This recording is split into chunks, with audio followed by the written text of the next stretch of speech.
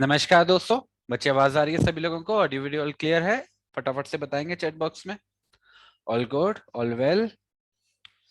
शुरू करें? चलो ठीक है। तो अपने डिस्कशन को बच्चे कंटिन्यू करते हैं। अपनी लास्ट क्लास में मैंने आपको सेक्शन 300 पढ़ाया था, ठीक है। अब इस सेशन के अंदर first we are going to focus on this part, section 301 and section 302। ये जो दोनों सेक्शंस हैं बच्चे, ये प्रोसिक्यूशन के बारे में है। जनरल से सेक्शंस हैं, मतलब ये बड़े इजी हैं, आपको आसानी से समझ में आ जाएंगे, बस रिक्वायरमेंट्स को समझना है। तो जो हमारा पहला है वो है सेक्शन 301। ये बात करता है अपीयरेंस की। अपीयरेंस का मतलब मैंने आपको बताया ना, appear means to appear before the court of law, और ऐसी सर्कमस्टांसेस में where you are in the position to answer to the claim और answer to the particular suit. तो अपीयरेंस बाय पब्लिक प्रोसिक्यूटर्स। अब देखो, ये पब्लिक प्रोसिक्यूटर्स की जो बात है ये हमने पहले पढ़ी है। आप सभी को याद होगा, पब्लिक प्रोसिक्यूटर्स की हमने डेफिनेशन भी पढ़ी थी अपने सीआरपीसी के अंदर। अगर आप डेफिनेशन वाला कंपोनेंट खेलोगे, and I think it is section 2U, 2 का U है जो पब्लिक प्रोसिक्यूटर की डेफिनेशन के बारे में चर्चा करता है। तो वही जो पब्लिक प्रोसिक्यूटर है उसी की यहाँ पे बात हो रही है। और पब्लिक प्रोसिक्यूटर के रिलेशन में बड़ी इंपॉर्टेंट बात हो रही है, बहुत इंपॉर्टेंट है। देखो 2U ही है। Public prosecutor means any person appointed under section 24 and includes any person acting under the directions of a public prosecutor। और अगर सेक्शन 24 को हम देखते हैं जिसके थ्रू माना जा रहा है कि उसको पब्लिक प्रोसिक्यूटर मानेंगे, and if you look at section 24, वो बोलता है कि हर एक हाई कोर्ट अपॉइंट करता है। Then it comes to the central government की वो लोअर कोर्ट्स के बारे में उसको अपॉइंट कर सकती है। तो पब्लिक प्रोसिक्यूटर एक ऐसा बंदा होता है जो on behalf of the government conduct करता है। देखो कंडक्ट करता है, मेरे एक्सप्रेशंस पे भी बड़ा ध्यान देना। कंडक्ट करता है प्रोसिक्यूशन को। तो बड़ी इंपॉर्टेंट जिम्मेदारी है। देखो सिविल केसेस में तो बच्चे आपको पता है मामला बड़ा सीधा होता है। प्लेंटिफ का अपना वकील होता है, डिफेंडेंट का अपना वकील होता है। दोनों अपनी अपनी पार्टीज को रिप्रेजेंट करते हैं, आर्ग्यूमेंटेशन करते हैं। क्रिमिनल केसेस में मामला थोड़ा सा अलग होता है। डिफेंस का तो अपना काउंसिल होता है, अपना लॉयर होता है। डिफेंडेंट अपना डिफेंडेंट कह रहा हूं, एक्यूज अपना काउंसिल लेके आता है, या तो उसने खुद किया होता है या उसे लीगल एड वगैरह से मिला होता है, वो उसके इंटरेस्ट को रिप्रेजेंट करता है। But on the other side जो प्रोसिक्यूशन साइड है, वहां पे जो सिस्टम है वो थोड़ा सा अलग है।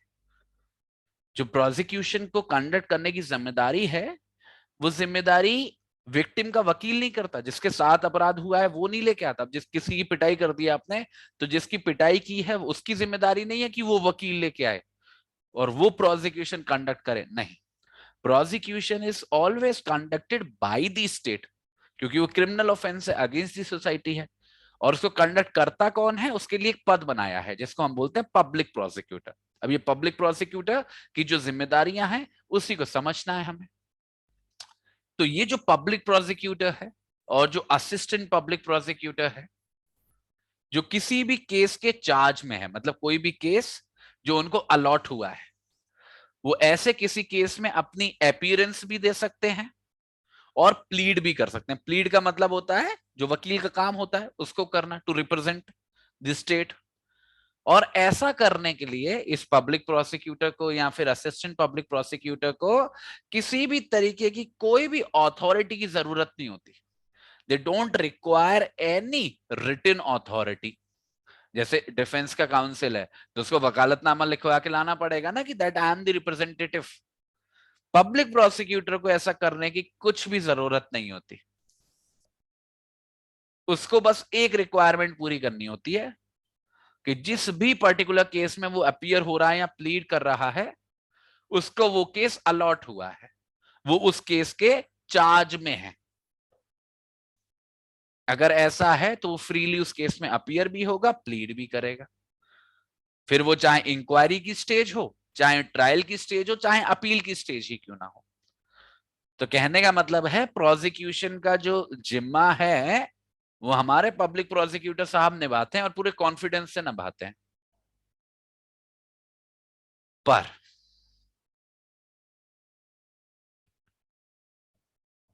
एक बात है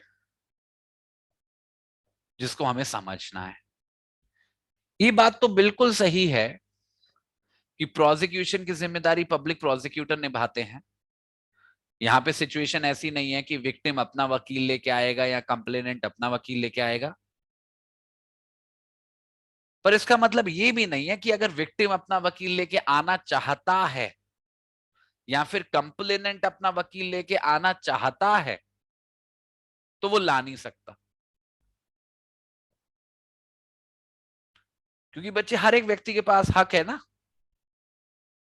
कि वो अपना लीगल रिप्रेजेंटेशन करा सकता है कोर्ट के अंदर। तो केवल इस वजह से कि कोई व्यक्ति विक्टिम है या कंप्लेनेंट है उसे ये हक कैसे छीन सकते हैं? जब एक्यूज के पास वो हक है तो उसको भी होना चाहिए। तो यही हमारा पिक्चर में आता है सबसेक्शन 2। अगर ऐसे किसी भी क्रिमिनल केस के अंदर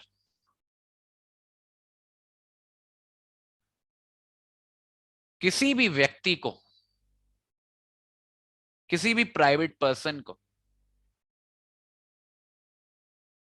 प्रोसिक्यूट करने के लिए बोला जाता है ऐसे किसी भी कोर्ट में, तो ऐसी सिचुएशन में वो जो हमारा पब्लिक प्रोसिक्यूटर है या फिर वो जो हमारा असिस्टेंट पब्लिक प्रोसिक्यूटर है, चार्ज में है किसी भी केस के। अब देखना, एक्सप्रेशंस को समझना। प्रोसिक्यूशन का कंडक्ट तो वही करेगा, और वो जो प्लीडर है, वो जो दूसरा वकील है जिसको विक्टिम या कंप्लेनेंट ने किया है, वो इस ही पब्लिक प्रोसिक्यूटर या फिर असिस्टेंट पब्लिक प्रोसिक्यूटर की डायरेक्शंस के अनुसार ही चलेगा। और उसका जो रोल होगा वो इस पब्लिक प्रोसिक्यूटर को या असिस्टेंट पब्लिक प्रोसिक्यूटर को असिस्ट करने का रहेगा। कहने का मतलब है कि अगर कोई वकील किया किसी कंप्लेनेंट ने या किसी विक्टिम ने, तो वो जो वकील होगा वो प्रोसिक्यूशन को कंडक्ट नहीं करेगा। प्रोसिक्यूशन को कंडक्ट पब्लिक प्रोसिक्यूटर या फिर असिस्टेंट पब्लिक प्रोसिक्यूटर ही करेगा। तो फिर ये वकील करेगा क्या? ये वकील असिस्ट करेगा पब्लिक प्रोसिक्यूटर को या फिर असिस्टेंट पब्लिक प्रोसिक्यूटर को। जो हक किसी डिफेंस काउंसिल का होता है ना कि वो अपने डिफेंस को लीड करता है। अब कोई एक्यूज्ड है, जैसे मैं एक्यूज्ड हूं और मैंने कोई अपना वकील किया मेरे को रिप्रेजेंट करने के लिए, तो डिफेंस काउंसिल तो अपना बिल्कुल कॉन्फिडेंस से जाएगा और पूरा डिफेंस अपने हिसाब से चलाएगा। उसे किसी की परमिशन, मतलब कुछ भी ऐसा नहीं है कि उसको रोके वो चीज करने से, वो फ्री है। सिविल केसेस में भी होता है कि मेरा वकील है, वो मेरे को रिप्रेजेंट करेगा, अपने हिसाब से करेगा। पर यही आजादी किसी कंप्लेनेंट या विक्टिम के वकील पर नहीं होती है, क्योंकि जो प्रोसिक्यूशन को कंडक्ट करने की जिम्मेदारी है वो सीआरपीसी ने स्पेसिफिकली पब्लिक प्रोसिक्यूटर या असिस्टेंट पब्लिक प्रोसिक्यूटर पे ही इंपोज की है। कोई भी प्राइवेट वकील वो काम नहीं कर सकता है। और अगर कोई प्लीडर अपॉइंट किया गया है तो ऐसा व्यक्ति का बस काम होगा कि वो जो पब्लिक प्रोसिक्यूटर है या वो जो असिस्टेंट पब्लिक प्रोसिक्यूटर है उसको उस प्रोसिक्यूशन में सहायता करे, उसको गाइड करे।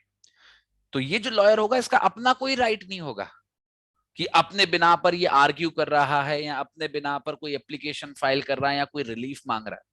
नहीं, वो सब काम प्रोसिक्यूटर साहब करेंगे। ये उनको सजेस्ट कर सकता है, असिस्ट कर सकता है, पर एक स्पेसिफिक राइट दिया गया है ऐसे वकील को, एक स्पेसिफिक राइट। और वो राइट है कि एक बार जब उस ट्रायल के अंदर एविडेंसेस वगैरह की सिचुएशन कंप्लीट हो जाए, स्थिति पूरी हो जाए, एविडेंसेस वगैरह रिकॉर्ड हो जाए, तो वो क्या कर सकता है? कोर्ट की परमिशन लेने के बाद, कोर्ट की परमिशन जरूरी होगी, रिटन आर्ग्यूमेंट सबमिट कर सकता है। जो भी बात है जो वो कहना चाहता है, जो शायद पब्लिक प्रोसिक्यूटर नहीं कह पाई होगी, तो वो उनको एक दस्तावेज में लिखकर कोर्ट के सामने पेश कर सकता है। और वो तभी करेगा अगर कोर्ट परमिशन देगा तो कहने का मतलब इसके बारे में भी इंडिपेंडेंट राइट नहीं है किसी ऐसे वकील पे, ये उसका अधिकार भी कोर्ट की परमिशन पे डिपेंड करता है। तो कहने का मतलब है कोई भी private pleader appointed by the complainant or the victim has a very limited role in the criminal prosecutions. बहुत limited role होता है उनका। वो केवल और केवल पब्लिक प्रोसिक्यूटर या असिस्टेंट पब्लिक प्रोसिक्यूटर को असिस्ट कर सकते हैं, वो कभी उनको रिप्लेस नहीं कर सकते या सब्स्टिट्यूट नहीं कर सकते। कहने का मतलब है अगर पब्लिक प्रोसिक्यूटर चाहे भी तो वो उससे प्रोसिक्यूशन नहीं कंडक्ट करवा सकता। प्रोसिक्यूशन कंडक्ट तो पब्लिक प्रोसिक्यूटर और असिस्टेंट पब्लिक प्रोसिक्यूटर में से ही किसी को करना होगा, क्योंकि the prosecution is being conducted on behalf of the state. उस विक्टिम के बिहाफ पे नहीं हो रहा, विक्टिम केवल एक पार्टी है, उसका कंप्लेनेंट केवल एक पार्टी है। जो प्रोसिक्यूशन हो रहा है that is being conducted on the behalf of the state. तो स्टेट को तो ऑब्वियसली कोई प्राइवेट प्लीडर रिप्रेजेंट नहीं कर सकता ना। For that reason it is mandatory despite the fact कि वो चाहे कितना भी बड़ा वकील क्यों ना हो बच्चे, और पब्लिक प्रोसिक्यूटर भले ही कितना मामूली सा भी व्यक्ति न क्यों ना हो, कंडक्ट तो वही करेगा। और ऐसे वकील पे बस यही है कि अगर आखिरी में उसे लग रहा है कि कोई भी बात है जो छूट गई है, जो अलग से कहना चाहता है, या किसी बात पे हो सकता है वो पब्लिक प्रोसिक्यूटर से सहमत ना हो, तो उस बात को वो दस्तावेज में लिख के कोर्ट के सामने सबमिट कर सकता है, अगर कोर्ट ऐसी परमिशन दे तो। जरूरी नहीं है। पर मैं बच्चे आपको एक यहां पे बात बताना चाहता हूं जो आपकी थोड़ी सी सहायता करेगी। यहां पे लिखी नहीं है पर वो थोड़ा सा जरूरी है समझना। बहुत ध्यान से सुनना मेरी बात को। देखो बच्चे, जो हमारे पब्लिक प्रोसिक्यूटर है ना, या असिस्टेंट पब्लिक प्रोसिक्यूटर जो है, ये जो पद है ना, ये पद बच्चे केवल वकालत के बारे में नहीं है, केवल रिप्रेजेंटेशन के बारे में नहीं है, किसी व्यक्ति के खिलाफ किसी दोष को साबित करने के बारे में नहीं है। आप किसी पब्लिक प्रोसिक्यूटरों को और किसी आम वकील को कंपेयर नहीं कर सकते एक दूसरे के साथ। दोनों की जिम्मेदारियां बहुत अलग हैं। फॉर एग्जाम्पल, अगर मैंने किसी वकील को अपना डिफेंस काउंसिल बनाया है, तो वो डिफेंस काउंसिल के मेरे की उसकी प्रायोरिटी है, उसकी ड्यूटी है कि वो मेरे को बचाए एट वॉट एवर कॉस्ट। वो मेरे को बचाएगा, उसका ये धर्म है। ऐसे सिविल केसेस में अगर मैं कोई वकील करता हूं प्लेंटिफ साइड से या डिफेंडेंट साइड से, उस वकील की जिम्मेदारी होती है कि वो मेरे इंटरेस्ट को सब सर्व करे, मेरे भले के लिए काम करे। पर बच्चे पब्लिक प्रोसिक्यूटर की ऐसी कोई जिम्मेदारी नहीं होती, ना केवल कंप्लेनेंट की तरफ, ना केवल विक्टिम की तरफ, ना केवल स्टेट की तरफ। स्टेट की तरफ भी उसकी ऐसी कोई जिम्मेदारी नहीं है। मतलब पब्लिक प्रोसिक्यूटर को आप ऐसे नहीं कह सकते कि वो एक्यूज के खिलाफ एक वकील है। वकील इन दी सेंस कि वो पुरजोर कोशिश करेगा उस एक्यूज को सजा ही मिले, ऐसा नहीं है। पब्लिक प्रोसिक्यूटर की जो ड्यूटी है, जो रिस्पॉन्सिबिलिटी, वो जज की तरह है। एक वकील की ड्यूटी नहीं है उसकी, एक जज की ड्यूटी है। और ड्यूटी क्या है? सच पता लगाना, न्याय करना केस के अंदर। तो जैसे एक जज की कोशिश ये होती है कि सच सामने आए, ना कि इसको सजा मिले या ना मिले, ऐसे ही एक पब्लिक प्रोसिक्यूटर की यही कोशिश है, उसकी रिस्पॉन्सिबिलिटी वो यही है कि सजा दिलवाने पे वो तभी दबाव बनाए जब उसे लगता हो कि वो व्यक्ति अपराधी है। केवल अपने आप को सही साबित करने के लिए या अपने प्रोसिक्यूशन को सक्सेसफुल बनाने के लिए वो ऐसा नहीं करेगा। ये फर्क होता है किसी आम वकील में और एक पब्लिक प्रोसिक्यूटर में। आम वकील अपनी जीत चाहता है एट वॉट एवर कॉस्ट, क्योंकि उसका वो धर्म है उसकी पार्टी के लिए रिलीफ लेके आना। पर पब्लिक प्रोसिक्यूटर का धर्म वो नहीं है, केस को जीतना उसका धर्म नहीं है, कि उसको सजा दिलाना उसकी धर्म नहीं है। उसका धर्म है सच्चाई या न्याय संगत काम करना। इसी की वजह से बच्चे ये सारे फर्क आपको देखने को मिल रहे हैं। जब भी स्टेट प्रोसिक्यूशन स्टेट इनिशिएट करती है किसी भी एक्यूज व्यक्ति के खिलाफ, उस प्रोसिक्यूशन को इनिशिएट करने के पीछे स्टेट का ये पर्पस नहीं होता कि मेरे को इस एक्यूज व्यक्ति को सजा दिलवानी ही दिलवानी है। उस प्रोसिक्यूशन के पीछे पर्पस होता है सच को पता लगाना कि ये जो एक्यूज है ये अपराधी है या नहीं। समथिंग लाइक जो जज कर रहा है वही। तो असल में पब्लिक प्रोसिक्यूटर का काम होता है कि वो जज साहब को असिस्ट करता है सच तक पहुंचने के लिए, ना कि अपनी बात को बनवाने के लिए। फॉर दैट रीजन हम प्रोसिक्यूशन की जिम्मेदारी किसी ऐसे वकील को नहीं दे रहे जिसका धर्म है पार्टी का इंटरेस्ट, ना कि जस्टिस या सच्चाई का इंटरेस्ट। क्योंकि कंप्लेनेंट का जो भी वकील होगा या फिर विक्टिम का जो भी वकील होगा, उसका धर्म क्या होगा कि किसी भी कॉस्ट पर, सच झूठ जो भी हो, एक्यूज को सजा मिलनी चाहिए, क्योंकि वही उसके विक्टिम के या कंप्लेनेंट के इंटरेस्ट में है।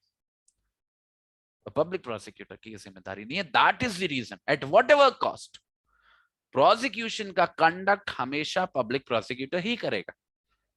ये क्लियरली लिखा हुआ है सेक्शन 301 में। अब देखो एक दूसरा सिनेरियो, आता है सेक्शन 302 के अंदर। यहां पे परमिशन दी जा सकती है, प्रोसिक्यूशन को कंडक्ट करने के बारे में। देख लो, थोड़ा सा ब्रॉडन करेंगे सिचुएशन को। कोई भी मजिस्ट्रेट, देखो स्पेसिफिकली मजिस्ट्रेट लिखा हुआ है, कोई भी मजिस्ट्रेट जो किसी भी केस के बारे में इंक्वायरी चला रहा है या ट्रायल चला रहा है, वो परमिशन दे सकता है किसी भी व्यक्ति को, ये देखना बच्चे, एक्सप्रेशन को देखना, किसी भी व्यक्ति को प्रोसिक्यूशन को कंडक्ट करने की। बस बशर्त है कि वो जो व्यक्ति है वो अगर पुलिस वाला है तो उसका पद इंस्पेक्टर से नीचा नहीं होना चाहिए। पर जरूरी नहीं है कि पुलिस वाला ही हो, कोई भी व्यक्ति हो सकता है। पर अगर पुलिस वाला है तो उसका पद इंस्पेक्टर या उससे ऊपर का होना चाहिए। अब देखो, अभी पिछले सेक्शन के अंदर हमने क्या पढ़ा कि पब्लिक प्रोसिक्यूटर का अधिकार है किसी भी प्रोसिक्यूशन को कंडक्ट करना, पर उस बशर्त है कि वो केस उसको अलॉट हुआ हो। मतलब ऐसा नहीं है कि हर केस में प्रोसिक्यूशन का कंडक्ट केवल पब्लिक प्रोसिक्यूटर ही कर सकता है, ऐसा नहीं है।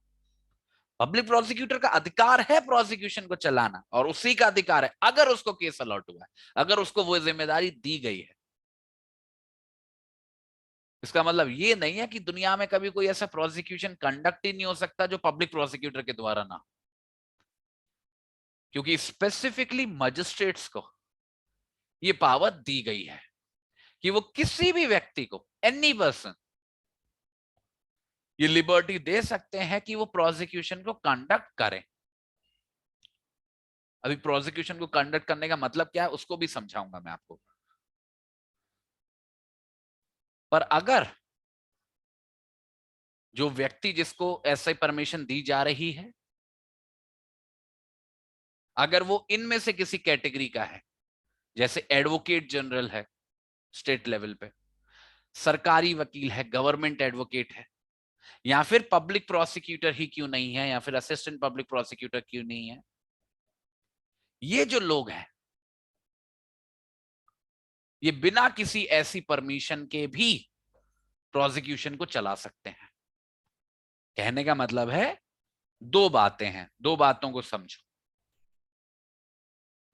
अगर कोई व्यक्ति इनमें से किसी कैटेगरी में गिर रहा है, जैसे एडवोकेट जनरल, जैसे गवर्नमेंट एडवोकेट, या फिर पब्लिक प्रोसिक्यूटर, अगर कोई व्यक्ति इनमें से किसी कैटेगरी में है, इन व्यक्तियों को मजिस्ट्रेट की परमिशन की जरूरत नहीं होती प्रोसिक्यूशन को कंडक्ट करने के लिए। इनको बस चाहिए कि सरकार इनको केस अलॉट कर दे, इन पे जिम्मेदारी डाल दे, इनको चार्ज में दे दे वो वाला केस। अगर एक बार इनके चार्ज में वो केस दे दिया तो इनका अधिकार होता है उसका प्रोसिक्यूशन चलाना, जैसा अभी हमने पढ़ा भी पब्लिक प्रोसिक्यूटर के रिलेशन में सेक्शन 301 के अंदर। पर इनको छोड़ के अगर ये वाली परिस्थिति नहीं बन रही है कि सरकार ने इनको अलॉट कर रखा है कोई केस, तो इनका अधिकार है, मजिस्ट्रेट पिक्चर में नहीं आएगा। अगर ऐसी सिचुएशन नहीं है तो मजिस्ट्रेट के पास ये पावर है कि वो किसी भी व्यक्ति को प्रोसिक्यूशन चलाने की परमिशन दे सकते हैं। तो अगर कोई व्यक्ति है जो इन कैटेगरी में नहीं गिर रहा है तो उसे मजिस्ट्रेट की परमिशन की जरूरत है प्रोसिक्यूशन को चलाने के लिए। फिर से वही बात, बशर्ते है कि अगर वो व्यक्ति पुलिस वाला है, जरूरी नहीं है पुलिस वाला हो, अगर वो पुलिस वाला है तो उसका पद इंस्पेक्टर या उससे ऊपर का होना चाहिए। अब आप सभी लोग अचंभे में आ गए होंगे, सर ये क्या हो गया, कोई भी व्यक्ति चला सकता है प्रोसिक्यूशन। ऐसे कैसे? अरे प्रोसिक्यूशन चलाने के लिए तो भाई आर्ग्यूमेंट करना पड़ेगा, ये करना पड़ेगा, वो करना पड़ेगा। ऐसे कैसे कोई भी चला सकता है प्रोसिक्यूशन? आप सोच रहे होगे सब लोग, क्योंकि यहाँ पे एनी पर्सन लेगा, एनी पर्सन तो कोई भी हो सकता है। यही आपको फर्क समझना है। यहाँ पे बच्चे जो मैंने बात करी है ना कि मजिस्ट्रेट परमिशन देगा, वो परमिशन किसके बारे में है? To conduct the prosecution, conduct the prosecution. ये जो प्रोसिक्यूशन को कंडक्ट करने की बात है, इसका मतलब जरूरी नहीं है कि वही व्यक्ति जो प्रोसिक्यूशन को कंडक्ट कर रहा है वही आर्ग्यूमेंट करेगा, मतलब वही प्लीड करेगा, वही एविडेंसेस वगैरह पे चर्चा करेगा, मतलब जो आमतौर पर एक वकील करता है, ऐसा जरूरी नहीं है। अगर वो चाहे तो खुद प्रोसिक्यूशन के लीड में रह के किसी और व्यक्ति से उन कामों को करवा सकता है। तो कहने का मतलब है प्रोसिक्यूशन को कंडक्ट कराने का मतलब है ये जिम्मेदारी रखना कि प्रोसिक्यूशन कैसे चलेगा, कब क्या बात आगे रखी जाएगी, कब किस एविडेंस का एनालिसिस होगा, कब किस विटनेस को पेश किया जाएगा। पर जरूरी नहीं है कि वही व्यक्ति जाके वहां पे आर्ग्यूमेंटेशन कर रहा हो या बाकी का काम कर रहा हो जो एक वकील करता है। तो अगर किसी अन्य व्यक्ति को फॉर एग्जाम्पल प्रोसिक्यूशन की जिम्मेदारी सौंपी गई है, तो जरूरी नहीं है कि वो वकील ही होना चाहिए या उसे आर्ग्यूमेंट करना ही आना चाहिए। अगर वो चाहे तो किसी और व्यक्ति की सहायता ले सकता है, किसी और व्यक्ति की सर्विसेज ले सकता है जो उसको रिप्रेजेंट करेगा। डिसीजन सारे वही लेगा जो प्रोसिक्यूशन को कंडक्ट कर रहा है कि कब क्या होना है। उसको मान लो एक टीम के कैप्टन की तरह या कोच की तरह, और खिलाड़ियों की तरह खेलेगा कोई दूसरा जाके। दैट इज द रीजन कि पुलिस वालों को भी ये जिम्मेदारी दी जा सकती है, बस शर्त है कि उनका पद उससे ऊपर। आजकल ऐसा देखने को नहीं मिलता है क्योंकि आजकल prosecutions have somehow become the area of public prosecutors only. सब जगह आपको पब्लिक प्रोसिक्यूटर्स, एपीपी, यही सब दिखेंगे। But this is possible, that what is I am saying, कि ऐसा होना पॉसिबल है। ठीक है, पर फिर से एक और बात, अगर पुलिस वाली स्थिति बन रही है कि पुलिस वाले को चुन रहे हो आप to conduct the public prosecutor, आप कभी भी उस पुलिस वाले को नहीं चुन सकते एज दी पर्सन जो कंडक्ट करेगा पब्लिक प्रोसिक्यूशन को, जिस पुलिस वाले ने उस केस के बारे में इन्वेस्टिगेशन की है। मानो कोई एक्स नाम का केस है और इस वाई नाम के पुलिस वाले ने उसमें इन्वेस्टिगेशन करी है, मतलब आईओ ऑफिसर है, इन्वेस्टिगेटिंग ऑफिसर है, तो इसी इन्वेस्टिगेटिंग ऑफिसर को आप प्रोसिक्यूशन की जिम्मेदारी नहीं दे सकते। दैट इज द रूल, क्योंकि फिर वो कॉन्फ्लिक्ट ऑफ इंटरेस्ट हो जाएगा, क्योंकि फिर वो तो वही कोशिश करेगा कि उसकी जो इन्वेस्टिगेशन के रिजल्ट्स हैं उसी हिसाब से प्रोसिक्यूशन चले, और वो पीछे पर भी पड़ सकता है एक्यूज के। मैंने बताया ना, जो भी बंदा प्रोसिक्यूट कर रहा है उसकी रिस्पॉन्सिबिलिटी ये नहीं है कि किसी भी शर्त पे एक्यूज को सजा दिलवानी है, उसकी जिम्मेदारी सच तक पहुंचना है, फिर वो चाहे पब्लिक प्रोसिक्यूटर हो, फिर चाहे कोई और व्यक्ति हो जो प्रोसिक्यूशन को कंडक्ट कर रहा है। ठीक है, और वही वाली बात जो मैं आपको बोल रहा था कि कोई भी व्यक्ति जो प्रोसिक्यूशन को कंडक्ट कर रहा है वो खुद से भी कर सकता है और किसी लीडर का भी सहारा ले सकता है।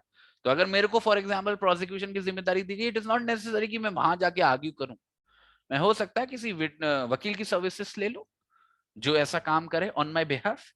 ठीक है, तो कहने का मतलब है अंडर सेक्शन 301 और अंडर सेक्शन 302 बड़ी सिंपल सी बात है, इतना आप कॉम्प्लिकेट मत करो और इतना कंफ्यूज भी मत हो, इतना इंपॉर्टेंट भी नहीं है, बस समझ लो, हल्की सी बातें हैं। एक होता है पब्लिक प्रोसिक्यूटर या फिर असिस्टेंट पब्लिक प्रोसिक्यूटर नाम का व्यक्ति, जिसकी जिम्मेदारी होती है आमतौर पर क्रिमिनल केसेस में प्रोसिक्यूशन को चलाना। अगर उनको ऐसा कोई केस अलॉट हुआ है तो उनका हक होता है ये कि वही प्रोसिक्यूशन को चलाते हैं।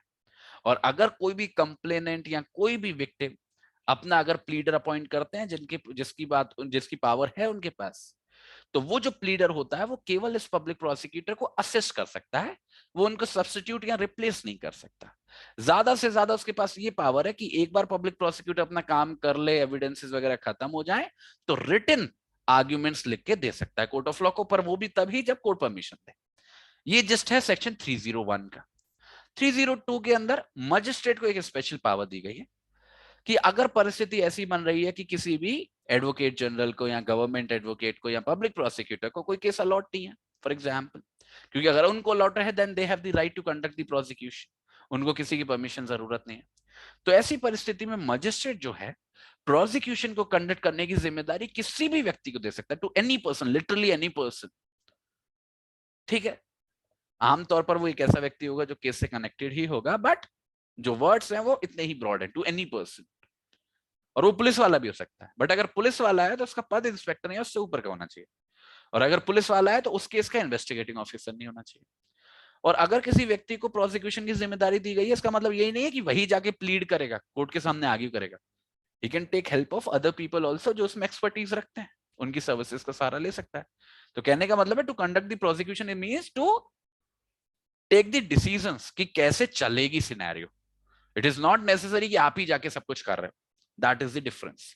ठीक है, तो ये है बच्चे जस्ट सेक्शन 301 का और सेक्शन 302 का। अब मुझे आप जल्दी से बताओ चैट बॉक्स में, आर यू ऑल क्लियर? दोनों सेक्शंस आपको समझ में आ गए हैं? सेकंड पार्ट क्लियर है सभी लोगों को? प्रोसिक्यूशन की कहानी खत्म है? ठीक है,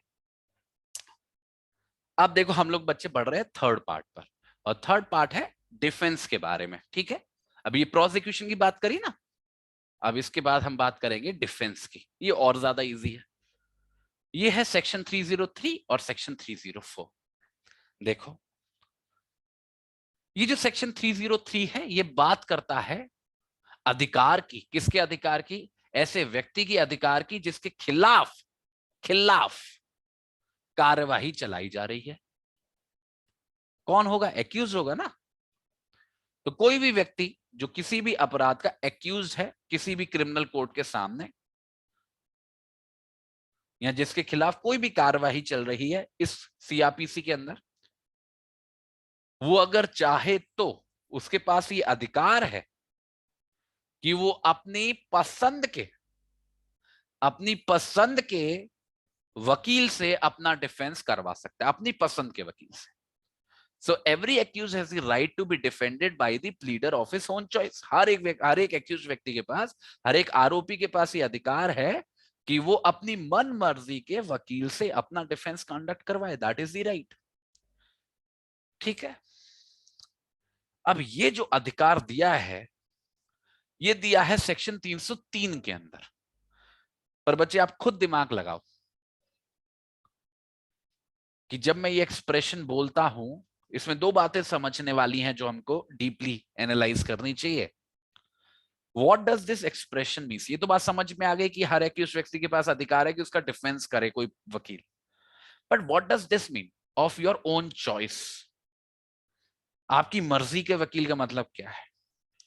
अब जैसे अगर मेरे पे कल को आरोप लगे तो मैं तो चाहूंगा कि मेरा डिफेंस तो भाई हरीश साल्वे जी करें, मेरी तो पसंद वही है, लेके आओ, मेरा 303 के अंदर अधिकार। नहीं, यहां पे ओन चॉइस का मतलब ये नहीं है कि कुछ भी। यहां पे own choice means a person who you can afford, जिसको आप अफोर्ड कर सकते हो। कहने का मतलब है नॉर्मल सर्कमस्टांसेस को कंसीडर करते हुए जिस वकील को मैं कर सकता हूं अपनी कैपेसिटी के हिसाब से, उसको करने की मेरे पास चॉइस है। मेरे को कोई रोक नहीं रहा। अगर मेरे को ये वकील पसंद है और इसकी फीस भरने में मैं सक्षम हूं तो मेरे पास अधिकार होना चाहिए कि मैं इस वकील को वकील से अपना डिफेंस करवाऊं। That is the meaning of your own choice. ऐसा नहीं कि मेरे को तो वो पसंद है। ठीक है, पहली बात तो ये हो गई। पर बच्चे वकील कर पाना इतना आसान तो है नहीं, पैसा लगता है, और जहां पे पैसा लगता है वहां पे आदमी की क्षमता की बात आ जाती है, लिमिटेशंस की बात आ जाती है। और यहाँ पे सबसे बड़ा क्वेश्चन आ जाता है कि अगर वो व्यक्ति एक्यूज जिस पे आरोप लगा है या जिसके खिलाफ कार्रवाई चल रही है, जिसको हम अधिकार दे रहे हैं कि वो अपने पसंद का वकील कर सकता है, अगर वो सक्षम नहीं है वकील को करने के लिए, मानो वो वकील की फीस देने के लिए सक्षम नहीं है, तो फिर उसकी ओन चॉइस कहां जाएगी? वो तो वकील करने में सक्षम ही नहीं है। फिर दो बातों में फर्क समझ रहे हो? मैं किसी वकील की फीस दे सकता था तो मेरी अधिकार था कि मैं इस वकील को करूं अगर मुझे वो पसंद है, पर अगर मेरे पास फीस देने के ही पैसे नहीं है किसी वकील को, तो क्या होगा? उसके लिए बच्चे सेक्शन 304 बना है। सेक्शन 304 बात करता है लीगल एड की। वैसे बच्चे ये सारे इंडियन कॉन्स्टिट्यूशन के भी अंदर हमने पढ़ी है, पर मैं बार बार ओवरलैप नहीं कर रहा, कहीं आप कंफ्यूज ना हो जाओ, इसलिए इसको केवल सीआरपीसी के पर्सपेक्टिव में देखो। सेक्शन 34 बात करता है लीगल एड की। लीगल एड कानूनी सहायता जो एक्यूज को दी जाएगी और राज्य के खर्चे पे दी जाएगी, स्टेट के खर्चे पे दी जाएगी कुछ परिस्थितियों में, कुछ केसेस में। अगर कोर्ट ऑफ सेशन के सामने, देखना बच्चे स्पेसिफिकली कोर्ट ऑफ सेशन की बात हो रही है, अगर कोर्ट ऑफ सेशन के सामने कोई भी ट्रायल चल रहा है और ऐसा प्रतीत हो रहा है कि वो जो एक्यूज है जिसके खिलाफ ट्रायल चल रहा है उसका कोई वकील रिप्रेजेंटेशन नहीं कर रहा है, उसका कोई वकील नहीं है, और कोर्ट को ऐसा लग रहा है वकील ना होने की वजह यह है कि ये जो व्यक्ति है, ये जो एक्यूज है, इसके पास पैसा नहीं है उस वकील को करने के लिए, इसके पास सफिशिएंट मींस नहीं है वकील को करने के लिए, तो ऐसी सिचुएशन में ये जो कोर्ट ऑफ सेशन है इसकी जिम्मेदारी बच्चे, बाउंडेशन है, रिस्पॉन्सिबिलिटी है, इसकी ये जिम्मेदारी है कि इस एक्यूज व्यक्ति को वो एक वकील असाइन करा के देगा, और उस वकील का खर्चा कौन उठाएगा? राज्य, स्टेट उठाएगी। फिर से बोल रहा हूं, कोर्ट ऑफ सेशन के सामने ट्रायल चल रहा है, एक्यूज का वकील नहीं है, और कोर्ट को ऐसा लगता है वकील ना होने की वजह यह है कि इस एक्यूज के पास पैसा नहीं है, तो कोर्ट की यह जिम्मेदारी है कि उसको वकील असाइन करवा के दे स्टेट के खर्चे पर, स्टेट के खर्चे पर। यह बात हो गई कोर्ट ऑफ सेशन की। फिर आते हैं सबसेक्शन 2 पे। सबसेक्शन 2 बात करता है हाई कोर्ट की जिम्मेदारी की। ये कहता है कि हाई कोर्ट अगर चाहे तो स्टेट गवर्नमेंट का अप्रूवल लेने के बाद रूल्स बना सकता है। किस बारे में होंगे ये रूल्स? ध्यान से देखिएगा। ये रूल्स होंगे कि ये जो वकील चुने जाएंगे जो लीगल एड देंगे ऐसे डिफेंडेंट्स को, उनको चुना कैसे जाएगा, उनका सिलेक्शन कैसे होगा, उनको क्या क्या फैसिलिटीज मिलेंगी, उनको क्या फीस मिलेगी, जो फीस स्टेट पे करेगी उनको क्या फीस मिलेगी, इन सब चीजों के बारे में हाई कोर्ट रूल बना सकता है स्टेट गवर्नमेंट से अप्रूवल लेने के बाद, कि इन वकीलों को जो लीगल एड देंगे, जो रिप्रेजेंट करेंगे ऐसे इंडिजेंट एक्यूज पर्संस को, उनको कैसे चुना जाएगा, उनको क्या फैसिलिटीज मिलेंगी, and what would be the fees जो उनको पे की जाएगी। ठीक है, अब याद रखना, सबसेक्शन 1 केवल और केवल कोर्ट ऑफ सेशन की बात कर रहा था, केवल और केवल कोर्ट ऑफ सेशन की। सबसेक्शन 3 के अंदर स्टेट गवर्नमेंट को यह पावर दी गई है कि जो पावर सबसेक्शन 1 ने कोर्ट ऑफ सेशन को दी है वही पावर वो दूसरे कोर्ट्स को भी दे सकती है जिनके सामने क्रिमिनल ट्रायल्स चलते हैं। तो अगर स्टेट गवर्नमेंट चाहे तो मजिस्ट्रेट ऑफ फर्स्ट क्लास को, सीजेएम को, मजिस्ट्रेट ऑफ सेकंड को भी ये पावर दे सकती है कि अगर उनके सामने कोई एक्यूज व्यक्ति मौजूद है जिसका वकील नहीं है और उनको लग रहा है कि उसका रीजन ये है कि उसके पास मींस नहीं है, तो उनको वकील असाइन करा के दे at the expense of the state. तो जो सबसेक्शन ने 1 ने पावर कोर्ट ऑफ सेशन को दी है वही पावर स्टेट गवर्नमेंट बाकी के क्रिमिनल कोर्ट्स को भी दे सकता है, और इनफैक्ट बच्चे प्रैक्टिकली दे रखी है, ऑलरेडी दे रखी है, सारी स्टेट्स में दे रखी है। ठीक है, तो कहने का मतलब है अंडर दिस, ये जो डिफेंस वाली सिचुएशन है सेक्शन 304, 303 और 304, इसमें बड़ी सिंपलिस्टिक सी बातें, बहुत सीधी सादी सी बातें हैं। सबसे पहली बात कि हर एक एक्यूज के पास ये अधिकार है कि वो अपने पसंद के वकील से अपना डिफेंस कराए। ये 303 खत्म हो गया। 304 अगर 3 पार्ट में पढ़ेंगे। 304 सबसेक्शन 1, कोर्ट ऑफ सेशन के सामने ट्रायल चल रहा है, एक्यूज व्यक्ति का वकील नहीं है, कोर्ट को लग रहा है वकील ना होने की वजह यह है कि उसके पास सफिशिएंट मींस नहीं है, तो ये कोर्ट ऑफ सेशन की जिम्मेदारी हो जाती है कि वो उसको वकील अलॉट करा के दे at the expense of the court. Subsection 2, at the expenses of the state. Subsection 2, high court को यह पावर दी गई है कि वो रूल्स बनाएगा with the approval of the state government, कि ऐसे प्लीडर्स को जो रिप्रेजेंटेशन करेंगे वो कैसे चुने जाएंगे, उनको क्या फैसिलिटीज मिलेंगी एंड उनको क्या फीस मिलेगी उस रिप्रेजेंटेशन के लिए। फाइनली जो पावर सबसेक्शन 1 के अंदर दी गई है कोर्ट ऑफ सेशन को, वही पावर बाकी के क्रिमिनल कोर्ट्स को भी दी जा सकती है स्टेट गवर्नमेंट के द्वारा। दैट्स इट, यही है बच डिफेंस के बारे में। अब मुझे जल्दी से बताओ, are we all clear about these two sections? 304, 303, 304 clear है सभी लोगों को? 303, 304 are we all clear about this बच्चे? ठीक है, बहुत अच्छा। इससे बच्चे कई बार शॉर्ट नोट आता है, कई बार शॉर्ट नोट आता है और बड़ा आसान सा है। ठीक है, तो हमने सेक्शन 300 पढ़ लिया, 301, 302 प्रोसिक्यूशन के बारे में, 303, 304 डिफेंस के बारे में। अब पढ़ता हूं बच्चे सेक्शन 305 को, ये है कंपनी के बारे में। कंपनी, सोसाइटीज, बॉडी कॉर्पोरेट, उन सब के बारे में सेक्शन 305। बड़ा आसान सा है, इंपॉर्टेंट सेक्शन है। सेक्शन 305 बात करता है प्रोसीजर की। कैसे प्रोसीजर की? जहां पर कोई भी कॉरपोरेशन मतलब कंपनी या फिर कोई भी रजिस्टर्ड सोसाइटी एक्यूज होती है। अब देखो एक बात को बड़े ध्यान से समझो, वैसे तो आप लोग पहले से भी समझते होंगे पर फिर भी उस पर ध्यान दो थोड़ा सा। देखो बच्चे, अगर कोई सिविल केस हो तो सिविल केस किसके बारे में होता है? किसी प्रॉपर्टी के बारे में होता है, पैसे के बारे में होता है। तो अगर ऐसा सिविल केस किसी व्यक्ति के बारे में मतलब किसी इंसान के बारे में, मेरे जैसे इंसान के बारे में, आपके जैसे इंसान के बारे में, तो बढ़िया है, कोई परेशानी नहीं है।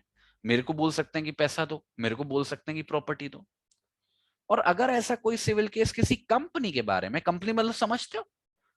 कंपनी जब मैं बोल रहा हूं शब्द, या रजिस्टर्ड सोसाइटी मतलब मैं बोल रहा हूं, तो उसका मतलब क्या होता है? What does it mean? Company की अपनी कानूनी पहचान होती है, एक अलग अपनी कानूनी पहचान होती है। तो मैं हूं, मेरी कंपनी है, मैं एक इंसान हूं और मेरी एक कानूनी पहचान है। ऐसे ही मेरी कंपनी इंसान तो नहीं है, पर उसकी अपनी एक सेपरेट लीगल रिकॉग्निशन है, उसकी अपनी एक कानूनी पहचान है। मेरी कंपनी मुझसे अलग है। मेरी कंपनी भी प्रॉपर्टी खरीद सकती है, प्रॉपर्टी बेच सकती है, पैसा उधार ले सकती है, पैसा उधार दे सकती है, जो मोटे तौर पर मैं कर सकता हूं। तो सिविल केसेस के अंदर कोई खास दिक्कत नहीं है। मेरे खिलाफ भी केस फाइल हो सकता है एज ए इंसान, मेरी कंपनी के खिलाफ भी हो सकता है, मेरी रजिस्टर्ड सोसाइटी के भी खिलाफ हो सकता है। पर क्रिमिनल केसेस में थोड़ी सी परेशानी है। अब क्रिमिनल ऑफेंस है, फॉर एग्जाम्पल ज्यादातर ऑफेंसेस में क्या हो रहा है? There is an intervention of a human being, कि एक्ट करना पड़ रहा है। एक्ट तो भाई इंसान ही करेगा ना, कंपनी कैसे एक्ट करेगी? कंपनी इंसान थोड़ी ना, उसके हाथ पैर थोड़ी ना है। Getting my point?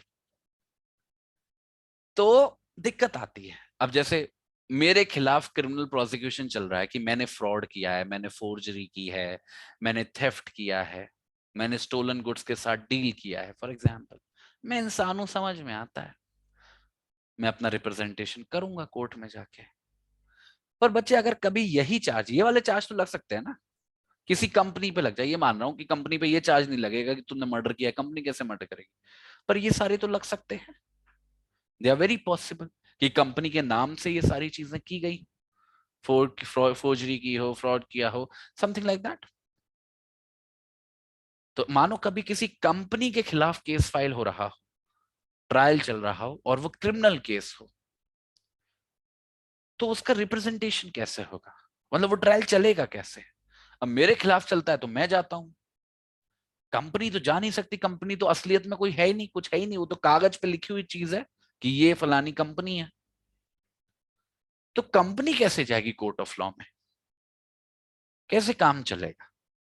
इसी सवालों का जवाब देता है बच्चे सेक्शन 305। ये बताता है प्रोसीजर जहां पे कोई कंपनी, कोई सोसाइटी मतलब कोई जो सेपरेट लीगल एंटिटी है वो एक्यूज होती है, तो क्या होता है। ठीक है, तो सबसे पहले तो मतलब बताया गया है कि इस कॉरपोरेशन का मतलब है कोई भी इनकॉर्पोरेटेड कंपनी, मतलब कोई भी ऐसी कंपनी जो रजिस्टर्ड हो रखी है, तभी उसकी सेपरेट लीगल एंटिटी बनती है। या फिर कोई भी सोसाइटी जो रजिस्टर्ड है सोसाइटी रजिस्ट्रेशन एक्ट के अंदर, मतलब कोई भी ऐसा इंस्टीट्यूशन जिसकी एक सेपरेट लीगल एंटिटी है। यहाँ पे आप देख रहे हो फर्म नहीं लिखी हुई है, फर्म की सेपरेट लीगल एंटिटी नहीं होती। उसमें पार्टनर्स की ही, जो पार्टनर हैं उस फर्म के अंदर, उसी की वो पढ़ेंगे हम लोग, पार्टनरशिप एक्ट वगैरह पढ़ेंगे, तब आपको समझ में आएंगी वो चीजें। अगर किसी भी केस के अंदर कोई कंपनी एक्यूज पर्सन है, कंपनी या सोसाइटी एक्यूज पर्सन है, या one of the accused person है, मतलब एक से ज्यादा एक्यूज है उस केस में, एक कंपनी है और बाकी कुछ कुछ लोग हैं, तो ऐसी सिचुएशन में क्या किया जाएगा? जो ये कंपनी है किसी व्यक्ति को, किसी इंसान को, मेरे जैसे या आप जैसे किसी इंसान को अपने रिप्रेजेंटेटिव के तौर पर चुनेगी, अपने रिप्रेजेंटेटिव के तौर पर चुनेगी। जो रिप्रेजेंटेटिव इस कंपनी का रिप्रेजेंटेशन करेगा उस ट्रायल के अंदर, उस इंक्वायरी के अंदर, जो कंपनी के बिहाफ पे कोर्ट जाएगा, कंपनी के बिहाफ पे ट्रायल में सहायता करेगा, सवाल जवाब करेगा, आर्गुमेंटेशन करेगा, वो सारी चीजें करेगा। और जहां तक बात रिक्वायरमेंट्स की है, लीगल रिक्वायरमेंट्स की है इस रिप्रेजेंटेटिव के बारे में, बड़ी सिंपल है, हमको कुछ भी नहीं चाहिए। किसी व्यक्ति को रिप्रेजेंटेटिव बनाने के लिए वी डोंट नीड एनीथिंग, बड़ा सिंपल है, उसको भी जब समझेंगे अभी आगे, बहुत आसान है प्रक्रिया। पर एक बार अगर रिप्रेजेंटेटिव चुन लिया गया तो वो जो सारी जिम्मेदारियां क्रिमिनल प्रोसीजर लॉ के अनुसार होती हैं किसी भी केस में, एक्यूज व्यक्ति की तरफ वो सारी जिम्मेदारियां अब इस रिप्रेजेंटेटिव की तरफ होंगी। जैसे एक रूल है ना कि एक्यूज की एब्सेंस में उसके खिलाफ कोई एविडेंस नहीं लिया जाएगा, तो कंपनी के रिलेशन में अगर कंपनी एक्यूज है तो वो नियम कैसे लागू होगा कि इस रिप्रेजेंटेटिव के एब्सेंस में कंपनी के खिलाफ कोई भी एविडेंस नहीं लिया जाएगा। तो वो सारे रूल्स और रेगुलेशंस हैं which are protect for the protection of the accused person, they are applied in relation to this representative. हर चीज में, हर चीज में जहां जहां पे एक्यूज को कोई चीज समझाने की बात है कि उसको एक्सप्लेन करना पड़ता है, उसे बताना पड़ता है, वो सब आप इस रिप्रेजेंटेटिव के रिलेशन में करोगे। एक्यूज का अधिकार होता है क्रॉस एग्जामिन करने का, रिप्रेजेंटेटिव का होगा। एक्यूज की कुछ जिम्मेदारियां हैं, रिप्रेजेंटेटिव की होंगी। तो for all means, for all practical means, ये मान लो कंपनी एक इंसानी रूप में खड़ी हुई है कोर्ट के सामने in the form of that representative, तो सब कुछ in relation to that company जो एक्यूज्ड है उस रिप्रेजेंटेटिव के बारे में किया जाएगा। और वो जो कुछ भी करेगा, जो कुछ भी बोलेगा, that would be considered on behalf of the company only, वो कंपनी पे इंप्यूट किया जाएगा। ठीक है।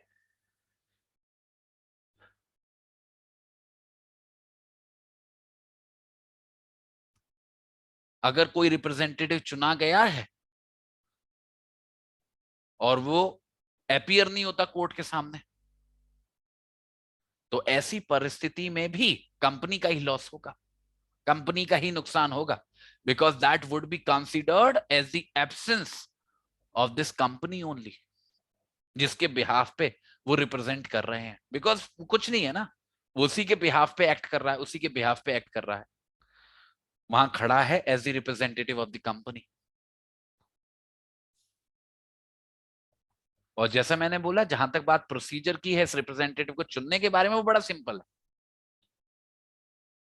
जो कंपनी का मैनेजिंग डायरेक्टर है, मैनेजिंग डायरेक्टर होता है मतलब एक ऐसा व्यक्ति जो लीडर होते हुए जिसका काम है मैनेज करना, या कोई भी दूसरा व्यक्ति जो ऐसी जिम्मेदारी रखता है, चाहे उसको किसी भी नाम से बुलाते हो, चाहे उसको सीईओ बोलते हो, चाहे कुछ और बोलते हो, जो व्यक्ति हेड है, मतलब जिसके पास पावर है डिसीजन लेने की, जिसकी जिम्मेदारी है कंपनी को संभालने की,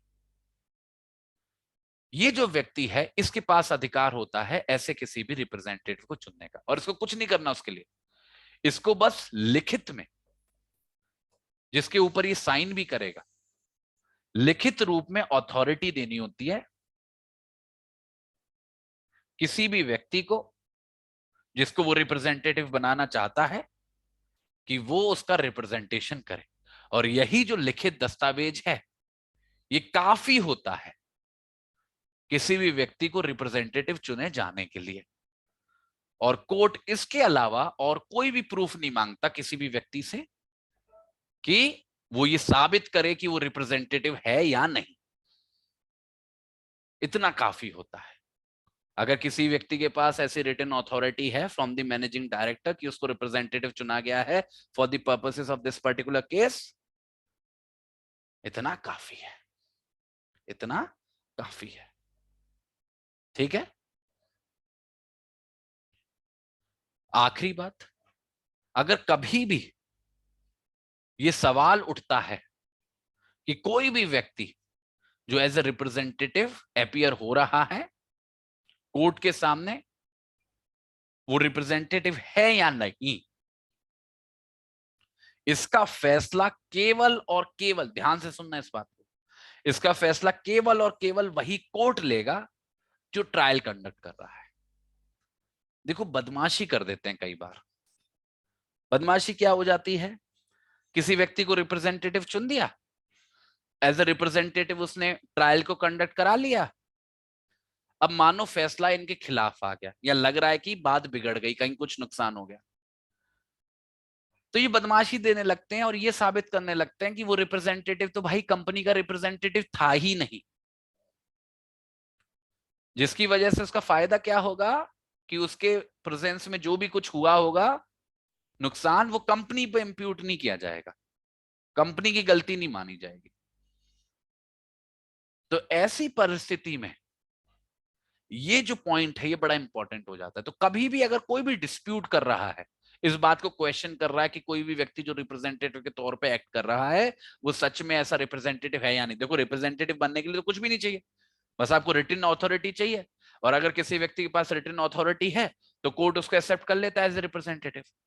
और अगर फिर भी कोई इस बात को चैलेंज कर रहा है, किसी भी आधार पर चैलेंज कर रहा है, तो उसका फैसला, एकमात्र फैसला कि वो रिप्रेजेंटेटिव है या नहीं, वो कोर्ट ही लेगा, कंपनी चाहे कुछ भी कहती रहे। अगर कोर्ट को लग रहा है कि वो सही रिप्रेजेंटेटिव है तो कोर्ट उसी को रिप्रेजेंटेटिव मानेगा और उसके एक्ट्स को इंप्यूट करेगा कंपनी पे, as long as that person had at any particular point of time, उसके पास था रिटन अथॉरिटी उस मैनेजिंग डायरेक्टर का या किसी दूसरे व्यक्ति। ऐसा नहीं है कि कोर्ट किसी भी व्यक्ति को सड़क से उठा के बना देगा रिप्रेजेंटेटिव, पर अगर एक बार कोई व्यक्ति रिप्रेजेंटेटिव के तौर पर स्वीकार किया गया है तो उसको कोर्ट रिप्रेजेंटेटिव मान सकता है जब तक वो चाहे, डिस्पाइट द फैक्ट कि कोई उसको चैलेंज कर रहा है। ठीक है। So this is the law under section 305। Section 305 की परिस्थिति ये है। तो कहने का मतलब है अगर कभी भी किसी क्रिमिनल ट्रायल के अंदर कोई भी कंपनी या कोई भी रजिस्टर्ड सोसाइटी या कोई भी बॉडी कॉर्पोरेट, मतलब कोई एक सेपरेट लीगल जो एंटिटी है, अगर वो एक्यूज की स्थिति में है तो ऐसी सिचुएशन में जो ट्रायल चलाया जाता है against this separate legal entity, वो एक रिप्रेजेंटेटिव के थ्रू चलाया जाता है, जिस रिप्रेजेंटेटिव को इस सेपरेट लीगल एंटिटी के द्वारा ही चुना जाता है। और उस रिप्रेजेंटेटिव की सिचुएशन ऐसी हो जाती है कि जैसे कंपनी ही एक इंसानी प्रारूप में कोर्ट में खड़ी हो, जो भी अधिकार किसी एक्यूज के होते हैं वो सारे उस रिप्रेजेंटेटिव के होते हैं, जो भी जिम्मेदारियां किसी एक्यूज की होती हैं वो सारी उस रिप्रेजेंटेटिव की होती हैं, जो भी एक्ट वो रिप्रेजेंटेटिव करता है वो कंपनी का एक्ट माना जाता है। Right. So for all means, for all regards, वो रिप्रेजेंटेटिव ही एक्यूज की तरह बन जाता है कोर्ट के लिए। और रिप्रेजेंटेटिव बनने के लिए डोंट नीड एनीथिंग, सिंपली आपको एक रिटन दस्तावेज चाहिए जो साइंड होना चाहिए by the managing director of that separate legal entity, या कोई भी दूसरा व्यक्ति जो मैनेज करता हो सारी चीजों को, जो प्रिंसिपल बंदा। अगर ऐसा है तो कोर्ट, डिस्पाइट द फैक्ट कि किसी व्यक्ति की अथॉरिटी को चैलेंज किया जा रहा है कि वो रिप्रेजेंटेटिव है या नहीं, इसका फैसला कोर्ट ही लेता है। The final decision is always with the court, फिर चाहे कुछ भी प्रूफ आ जाए, फिर चाहे कुछ भी हो जाए। This is the entire scenario that comes out of section 305। आज की क्लासेस का चौथा पार्ट। अब मुझे आप जल्दी से बताओ, अब ऑल क्लियर? सेक्शन 305 सभी लोगों को समझ में आया है? जल्दी से बताएंगे फटाफट से।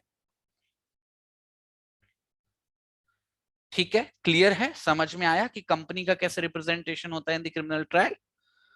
अब आप सभी लोग अपना होमवर्क नोट कर लो और बच्चे सीरियसली नोट कर लेना, और इसको बच्चे हैबिट बना लो। I am also thinking of it, मैं भूल जाता हूं रोज।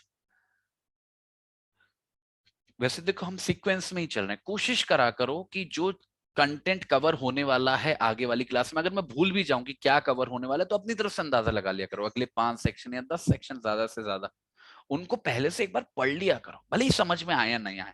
बच्चे मैं बता रहा हूं बहुत बड़ा फर्क पड़ता है, बहुत आसानी हो जाती है समझने में। कुछ नहीं आएगा तो 10% तो समझ में आएगा, और जब मैं आपको यहाँ पे समझाऊंगा ना, आपके डॉट्स कनेक्ट होने लगेंगे। बिल्कुल फ्रेश ब्लैंक बैठने से बहुत अच्छा है कि आप एटलीस्ट एक स्टैट्यूट के रीड दे के बैठो। बहुत फर्क देखने को मिलेगा। तो आप जल्दी से आप अपना होमवर्क लिख लो। कल जो हमारा सेशन होगा उसको हम स्टार्ट करेंगे with these sections, section 306 to 308। कहने को बच्चे ये 3 सेक्शंस ही हैं, पर ये बेहद महत्वपूर्ण सेक्शन है, क्योंकि ये अप्रूवर का कानून बताते हैं। Very important, very important. जैसे ये वाला वेरी इंपॉर्टेंट था ना, ये भी वेरी इंपॉर्टेंट। इसलिए मैं अभी बच्चे कुछ इस समय में इसको नहीं करा रहा हूं, इसमें टाइम लगेगा, पूरी एक क्लास जाएगी। तो 306 से 308 पढ़ के आना, कम से कम एक बार पढ़ के आना। एक से ज्यादा बार पढ़ सकते हो तो बहुत अच्छी बात है, ठीक है। तो this is the homework. One more thing, कल बच्चे क्लासेस के शेड्यूल में थोड़ा सा डिफरेंस रहेगा। कल हम लोग 2 क्लासेस करेंगे। कल मुझे थोड़ा सा काम है, तो the first class would be at 5 PM, ठीक है। और ये क्लास हमारी चलेगी from 5 to 6, and the second class would be from 6:30 to 7:30। कल 2 क्लासेस हम लोग करेंगे। मेरे को 8 बजे कहीं अर्जेंटली पहुंचना है कल, ठीक है। तो 6 PM to 5 PM to 6 PM is the first class, CRPC की होगी, और 6:30 to 7:30 would be the second class, CRPC की होगी। तो अभी से उसी टाइम के हिसाब से अरेंज कर लेना। अगर अटेंड नहीं कर सकते कोई बात नहीं, रिकॉर्डिंग देख लेना, बट कोशिश करना कि लाइव आओ, ठीक है। चलो, थैंक यू सो मच बच्चे, आप सभी लोगों को कल मिलूंगा। इस सेक्शन को जरूर रिवाइज कर लेना, जरूर रिवाइज कर लेना, ठीक है। चलो, I will see you tomorrow. Good night, bye bye.